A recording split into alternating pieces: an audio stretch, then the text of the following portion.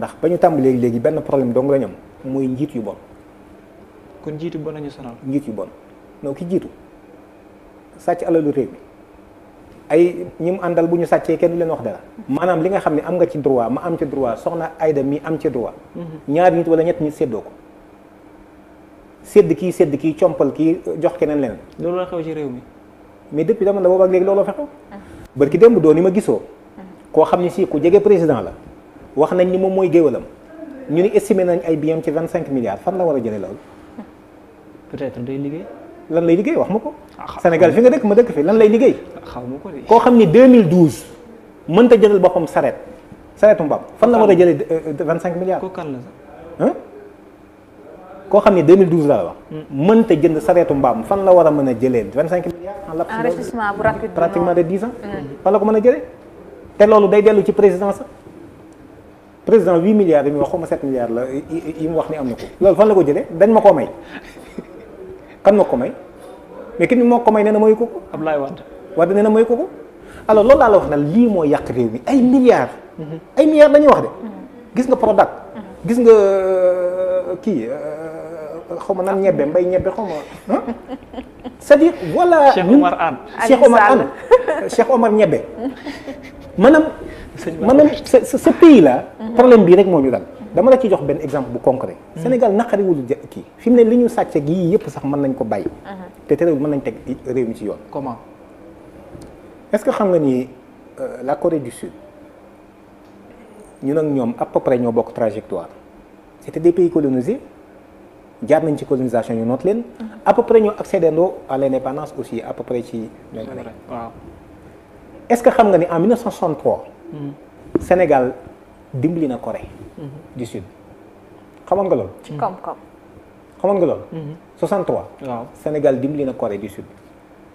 40 ans après c'est la Corée qui nous aide moo ñu yónnee ay di ñu dimbali. te pourtant Corée amul benn ressource naturelle. amul benn ressource naturelle. kon gis nga problème bi problème mu njiit kese la. ndax la preuve Corée gi ma wax sax sori nag Kigali comment ça s'appelle Kigali Rwanda. Rwanda gën a jege Rwanda ay africains comme ñun ñoo fa dëkk donte bari na ñoo xam ne ñeneen africains yi amuñu ay xel mais ñoom moo ne nañu am nañ xel. ñu ngi Kagame mi ngi ñëw ñu génn ci génocide. ñu ngi lëkkaloo gën a réew. des millions de personnes non c'est-à-dire du problème mu lëkkaloo ak ñàkk a lëkkaloo. du problème boobu.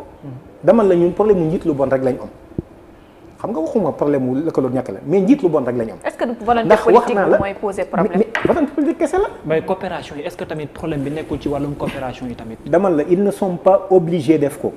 tey jii su fekkente ni da nga ni man dama bëgg a exploiter sama fer. waaw par exemple France ñëw ni la man kat lii laa ci man mais du moom rek ay proposer Turquie sax dañuy proposer Marocains yi sax ñoo ngi ñëw léegi waxuma la nag les géants là chinois yi américains yi ñeneen ak ñeneen. yaay tànn sa bu la neex mais yaay xool li la arrangé te loolu aussi malheureusement moom lañ amul rawatina bi fi président mi nekkee ça dessert. kan ça dessert. ça dessert. xamoo dessert. xam nga dessert quand même. du xam nga dessert. ça dessert expliqué waaw. dessert xamoo ko.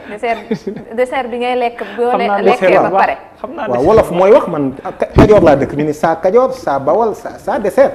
ça dessert. ki nga xam ni dessert rek loolu lañ ci mën a jàpp say wax. xam nga mbuur sant xel mi ne dem toujours ci wàll. xam nga saa dessert moom bu mu ñëwee la loolu gën a accentué. waaw.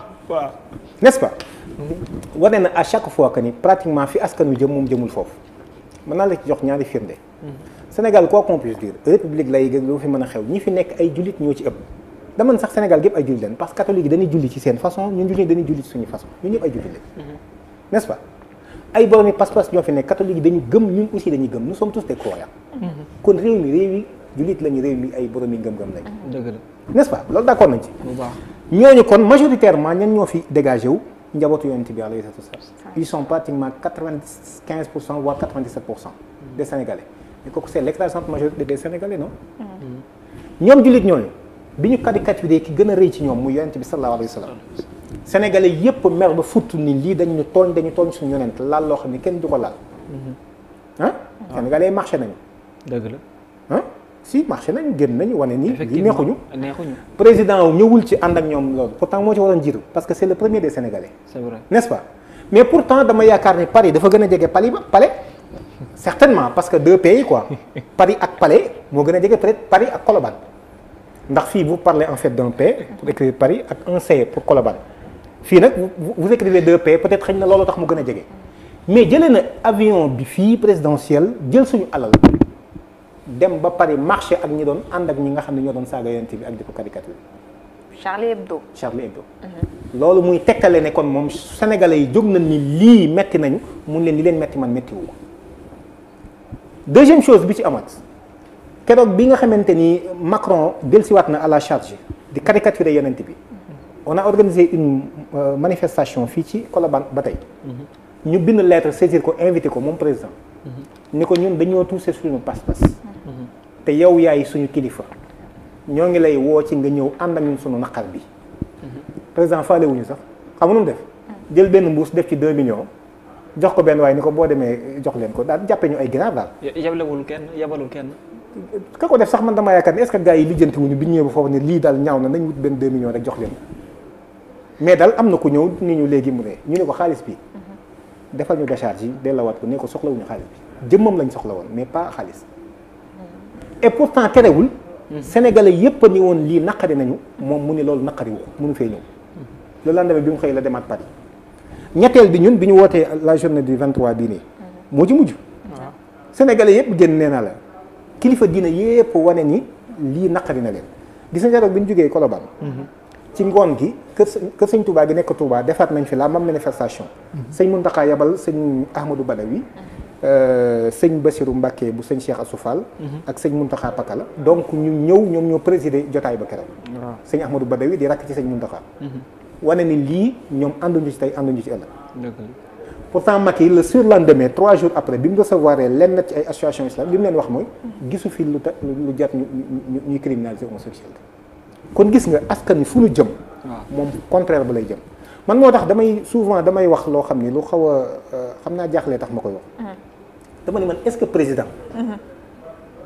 que président amul ñoo xam dañ koo jàpp mystiquement dañ koo jàpp mystiquement ci doxalinam c'est-à-dire man président Macky Sall bi ma xamoon avant 2000 bi nga xamoon 2011 2008 ñu bëgg ko néewal doole mu jóg génn dem ci askan wi ak i waxam est-ce que jàppuñu ko mystiquement wala sax ñu soppi ko indil ñu un sosie son sosie ndax ay doxalinam non c'est-à-dire man je ne le reconnais plus moom wane woon na booba ni moom ci askan wi la ànd wane woon na ni li indi juyoom ak président Abdoulaye Wade nekkal fi askan wi moo ko wane du loolu la wane woon mais est-ce que du tey li wokk ñeneen ñi moo ko xuri rek ndax gis nañ ni ku xeexal ne askan wi ba toog ci poste ba nga doon laaj rek da ngay mel ni da mbubb ma nga soloon da nga koo summi sol beneen est-ce que du tey syndrome boobu noonu moo nekk di la satisfaction totale tamit nag pour mu am day jafe lool est-ce que tey du syndrome boobu mooy mais soxna Aïda loolu kenn mënta wax dépp ci suñu ay dirigeant quand même dafa am ku mos a wax ni musique bi ngay dégg wala boo tëgg mi ngay dégg ci ñi xamul loolu boo nekkul ci biir palais ba ak tëgg mi ngay dégg boo duggee palais bokkul am na ku ko waxoon mais est-ce que kooku kon joxu fi mu nekk nii yow joxoo ko raison te man ñii tamit jox naa ko raison dafa mel ni li ngay dégg ak ni ngay gisee boo fa nekkul ak boo fa nekkee dafa mel ni dafay wuti loolu moom seetlu nañ ko benn bi des satisfaction totale nag day jafe tool satisfaction totale gis nga ñii demandé wuñ leen lu impossible gis nga Sénégal damay wax très souvent ne ñun les vrais débats dañ koy occulter le vrai combat mënewuñ ko ba tey mëneeguñ ko ba tey Sénégal bi xam nga c'est quoi Sénégal bi ñuy jot suñu indépendance parce que dañoo njoñoon njoñ mooy ku amul limite lañ nooteel dañoo njoñoon 60 bi ñu koy jot ñu ni Sénégalais yi léegi jël leen seen bopp bi ñu jëlee suñu bopp ce qu'on a constaté 2 choses benn bi mooy ñi ëpp ci réew mi ëpp fi njariñ ñun leen yéen mën leen a doxal am réew dem leen toogi fee yéen daal féetewu leen tabax jàkka toog ci der bi yor kurus bu ngeen wootee bis ñu ñëw jàpp li waaye yéen réew mi kaaraange gi nañ koy saytoo njàngale mi nu muy tëddee sécurité publique bi naka lay demee alali réew mi fan ak fan lañ koy def loolu moom bu ci seen yoon nekk loolu mooy erreur bi gën a garaaw bu Sénégal commettre. deuxième bi ci des nag mooy ñee bi ñu fexee ba écarter nit ñu baax ñi xam nga nuñ def. dañ ni léegi réew mi nañ ko teg ci ñetti wos xam nga wos. wos mooy. xam nga wos yow. déedéet. ah bon ñetti keno ñetti pilier. wos moom mooy téye cin. wala ñu wax wos. waaw wolof yee xóotu pilier yi koy téye. wolof loolu lañ tuddee wos. ñu ni nañ ko teg ci ñetti wos moom mooy téye république bi. un pouvoir exécutif.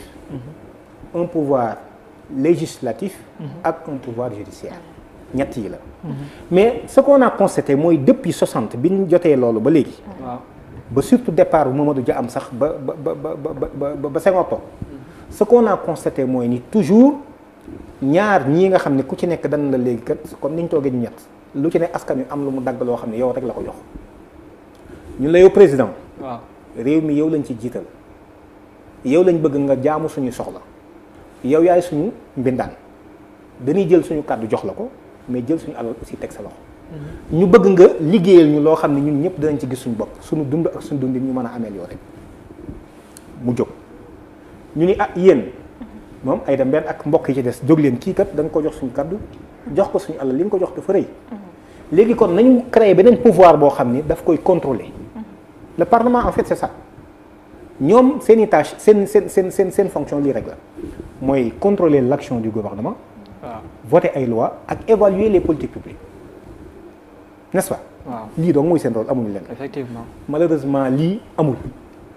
troisième bi aussi ñu ni man comparé ma misaal ko sama bopp ñu ni ma kon yow yaa doon le pouvoir judiciaire ñii bu ñu voté tee loi yi ba indi ko. yow yaay ki nga xam ne yow yaa ci àtte. président pour président ci yem yoon mu tiim ñëpp. kon gis nga ni ñu ko bëggoon a équilibrer. pour nit ñi li ñuy wax la chose publique. la res doon loo xam ni ku ci nekk da nga ci gis sa bopp. mu tëddee njaaxaanaay. malheureusement. li am xam nga lan la. déedéet. te mooy ñaareelu jafe-jafe bi am Sénégal. mooy pouvoir parlementaire bi. wala législatif bi. ak le pouvoir judiciaire ñoo ñëw jébbalu ci exécutif bi. exécutif. Senghor a manipulé le parlement. ñu def motion de censure. mu utiliser la justice ñu éliminer comment elle s'appelle Mamadou Dia. mais la même chose la Abdou Diouf doon def ci Abdoulaye Wade. Wade bi ñëwee la même chose la def ci Idrissa Seck ak ba ci Macky Sall mi sax mu doon président assemblée nationale pour 5 ans ñu voté ko léegi indi ko 1 an. gis nga ni ñuy manipuler nga xam ni au gré lii daal moo neex waa ji rek ñu mën a en tout cas institution yi di ko flèche ak di ko màbb loolu bis bu affaissé wu fan lañ jëm te la même chose moom la Macky Sall mi di def. seen taxawaay ci toog rek daan ni damay dekkalaat benn cours boo xam ni coow li bari na fi amoon na muy CREI. dama lay tuumaal waaye yow yaay wane ni li ma la tuumaal du noonu amul benn juridiction. bu amee càkkutéefu ay sénégalais la woon de. n'est-ce pas non c'est-à-dire même bu dee càkkutéefu sénégalais. waaw fii man je suis pour. képp ku ñu dénk dërëm boobu dañ ci war a rendre compte muy kii muy keneen mais dama la juridiction bu mel noonu moo amul fenn laa wax nit soo ko tuumalee yaay indi ay firnde yi wane ni li nga koy tuumal def na ko. dëgg la n'est-ce pas alors ñu kon gis nga ni ñuy manipuler yëf yi lu leen neex rek ñu daal di koy def. créer seen OFNAC ni lii pour opposants yi la lii pour ñun la boobaag léegi gis ñu fi ko OFNAC teg dara d'autant plus que 25 personnalités yi ñu cité woon kenn dong lañ ci gis ñu ciblé ko. ak dossiers yi nga xamante ni tamit est-ce que du problème bu ñu defee càmbar tamit kañ koy jébbalaat. loolu beneen problème la. est-ce que du foofu tam le problème bi su ma sukkandikoo ci li nga wax tey est-ce que du foofu tamit. finalité yi lañ ca doon xaar duñ ko ci gis. tey bu ñu demandé ay rapport ñu def ay rapport ba pare. dajale lépp tey ñu war ko jébbal président de la république. tey jii bu ñu waree tam def la ca war xool ñu luubal ñu teg leen ca yoon xool ñi jaar yoon tamit ñu wéyal ci biir est-ce que du tey jii si su ma déggee nii nga ne président yi noonu la ñuy doxalee président Macky Sall di doxalee ni nu mel est-ce que du problème bi foofu la nekkee ba nag nii dañuy dem ba gis sax ni institution yi amatuñu njëriñ. mais exactement te loolu nag ça a fait la république moom lay expliquer un peu là xam nga benn kàddu bu sëñ président waxoon bi mu demee États-Unis ay dossiers yu ñu ko laaj mu ne maa ci teg sama conc kooku amu ci droit di ci teg concom parce que bi ñu koy jiital pour mu liggéeyal askan wi la. mais bu ba noppi fexe ba nekk équidistance. comme explication yi mu joxe wàllum coow mën a xët-xëtal fii réew. coow mën a taal réew jàmm ak salaam nee na peut-être. coow mënu fee gën a rëy. xam nga ñun ay sénégalais lañ. waaw coow mënta gën a rëy. waaw ci possibilité ak capacité yi nga xam ni kooku amoon na ko muy le fils du président te ñu tuddee woon ko le ministre de la terre et du ciel et de la terre. waaw kooku soo ne ko ràpp ci kaso bi keneen koo ne ràpp ci kaso bi du indi problème. te loolu c'est pas vrai loolu laa lay wax ne c'est-à-dire nit boo demee ba doon kilifa boo waxee sax nit ñi duñu gëm li nga wax loolu c'est extraordinaire c'est dangereux. mais da ngeen bëgg a continuer nekk ay observateur di décrire rek à chaque fois. xam nga pourquoi non ci question bi laa lay wax nii rek. bu dee ci lu baax dama naan la def na lu baax. non mais ci question bii nii mais observatoire bi ngeen di def aussi. bu yàggee c'est trop. non attends ci question bii ñuy wax nii. waaw mais ñi ñu listé woon. Ousmane Ngom ci la bokkoon non. waaw dëgg 25 personnalités yi. dëgg la.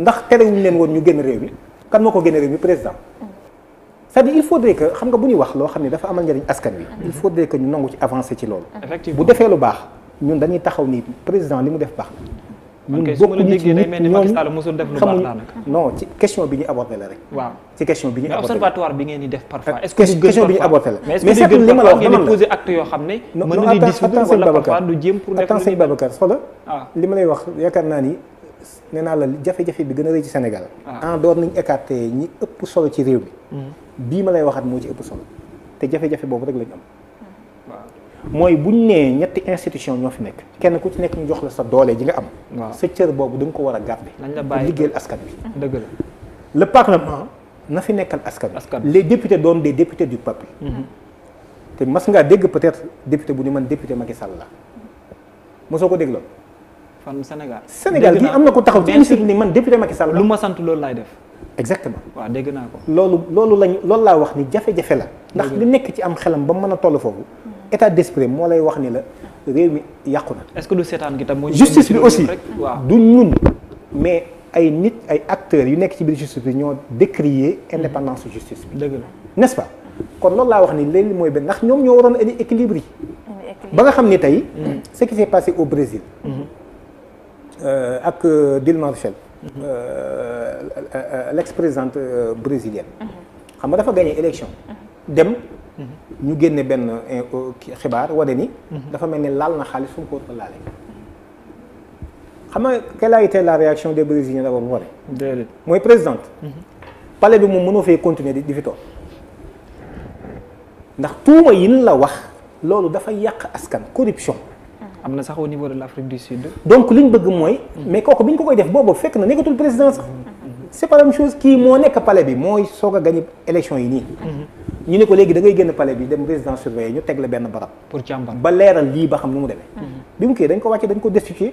loolu mooy justice réew mu am. nga xam ne da nga mën a yaakaar nit ñi seen xel dal ni ñun ñi kat ñun ñëpp ñoo maase ci buñ ma bëggoon a néewal doole tey dana am appareil bu taxawuma suñ ma bëggee xañ sama àq dana am appareil boo xam ne dana taxawuma malheureusement tey lu président Macky Sall am léegi ni justice bi danañ ko régler suñu ma woon tey man bu ma fanaan sama kër naa dem fanaan yi danaa fanaan rëbës danañ fexe ba ma fanaan yi rëbës te lu mu sant gars yi te loolu amul wërta am boobu sañ-sañ laa la wax wër ñu servir un président mais askan lañu war a servir donc gis nga jafe-jafe bi tant que xeexuñu ba régler ko te nee naa la ma nga woon ca Senghor mi ngi woon ci Abdou Diouf mi ngi woon ci Wade mi ngi ci Macky keneen bu ñëwee il fera pire parce que les vraies questions lañ occulté le vrai débat ci boppam lañ occulté il faudrait que la justice soit une justice indépendante il faut que le parlement xam li ko fa yóbbu ñoom ñu contrôler ko xam ne du ñoom ñoo war a nekk au service du président déedéet le président est au service du peuple ñoom tamit dañu war a wane seen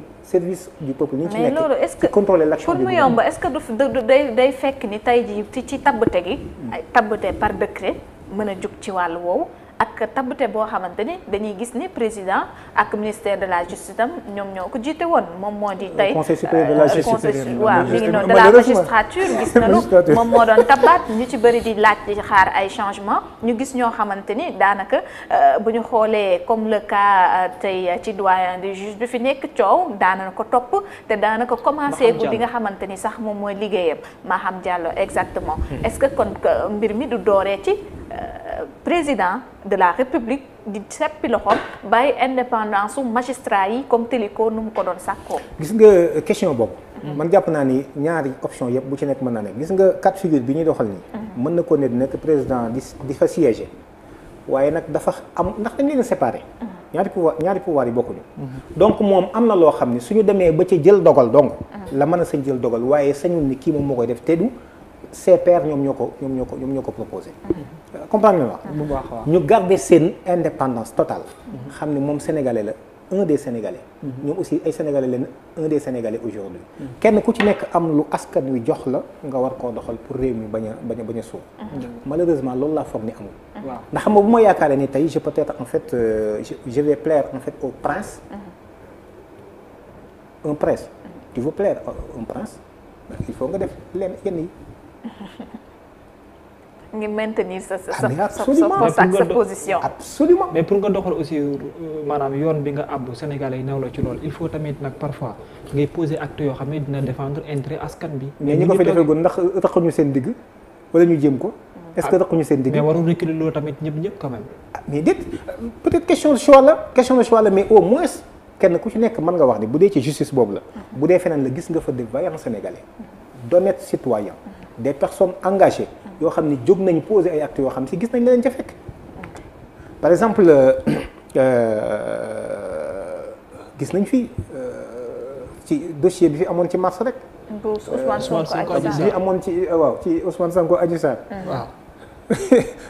ñaata Sénégalais dee nañ ci 14 peut-être je pense. 14 personnes. mais qu'est-ce qu'on a vu. démettre nañ en fait le chef de la police. démettre nañ surtout le chef de la gendarmerie. le général Tine. ci anam boo xam ne bu ma ñaawlu la man. parce que loolu mënuñu ko woon en fait ci corps boobu. n'est-ce pas. à quelques mois en fait de sa retraite.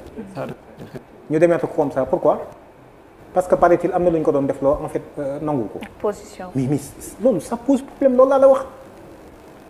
voilà en fait les vrais problèmes de ce pays-là te gis nga loolu il faudrait que non seulement jeunesse bi conscient ci mais ñoom acteurs politiques yi aussi man vraiment il faudrait que ñu am raison garder te bàyyi xel yenn yi. gis nga ñoom amuñu lu Sénégal gi Sénégal ñu ñëpp ñoo ko bokk.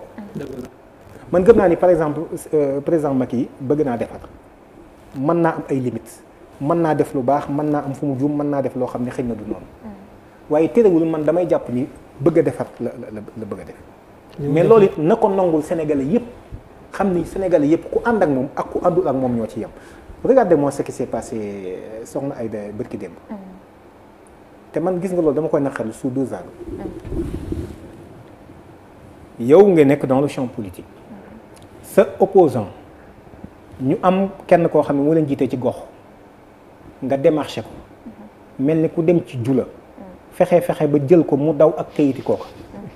gars yi taal ay lampe ak i torche ak i kii ñi taal seen i téléphone di nit waa ji fan la ñu jékki-jékki gis ko mu feeñ a pare. am audience ak président de la république. waaw fekk na mu feeñ bu yàgg. yow ba mu feeñee gis nga ko. mais politicien bu nekk bu ne sañ ngaa génn ci benn parti politique dem ci beneen parti politique. conférence de presse. suñu Babacar. waaw da ngay wax ay gone di la dégg. y a des choses yoo xam ni kenn du ko cautionné mi ngi mel ni tey nit. xool nit ba non sax. ànd mais loolu du loolu c'est-à-dire nit. ñu nekk ci processus électoral. jël ay documents yaakaar ak confiance ak responsabilité nga doon mandataire. nga jël kayit dem ak ñoom lañ la santoon defoo ko. c'est de la trahison. loolu war la. te loolu mi ngi koy jàngal sénégalais yi am na xale bu ndaw buy suivre fi mu nekk nii wala xale yu ndaw yi nga xam ne ñoruñu qu'est-ce qu'ils se disent fi mu nekk nii mais su ma waree am xaalis. cautionné loolu su ma waree mën na ma am tur.